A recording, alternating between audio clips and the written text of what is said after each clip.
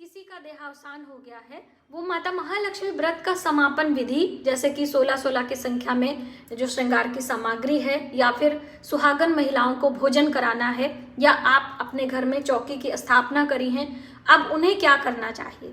बहुत सारी बहनों के प्रश्न आए हैं कि दीदी हमारे परिवार में किसी की मृत्यु हो गई है, हम बाहर रहते हैं, गांव में ऐसा संदेश आया है, ऐसा हो गया, अब हमें क्या करना चाहिए। तो देखिए, सूतक पातक में हमें पूजा अर्चना नहीं करना चाहिए। जैसे पीरियड के दौरान हम पूजा नहीं करते हैं, उसी तरीके से जब घर में बच्चे का जन्म हो जाता है या घर परिवार में किसी का देहावसान हो जाता है, यानी कि मृत्यु हो जाती है, तो हमें पूजा पाठ बिल्कुल बंद कर देना चाहिए। जब से आपने सुना है, जब तक आपको नहीं मालूम है एक अलग बात है, लेकिन आपने सुन लिया तब आपको पूजा मंदिर को स्पर्श नहीं करना है।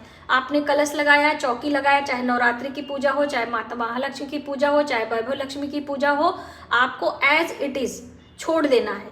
जब आपके घर परिवार में गौरी गणेश की पूजा 11वें दिन होती है, वो हो जाएगा, तब आप अपने चौकी का तुरंत विसर्जन करना है, यानी कि सभी चीजों को हटाकर जल प्रवाह करेंगे और चौकी पर जो स्थापित आपके देवी देवता हैं उनको विदा करके, यानी अक्षत छिड़क कर आप उनको विदा करके आप पूजा फिर से सफाई उफाई करके आप प्रारंभ करेंगे।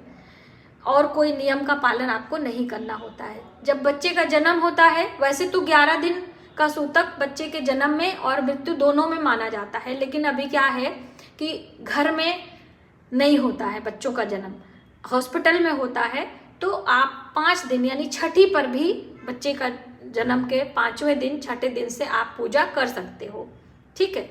और जिनके बच्चा हुआ है यानी जच्चा को 21 दिन बाद पूजा करने का आदेश होता है। तो ये आपने जाना।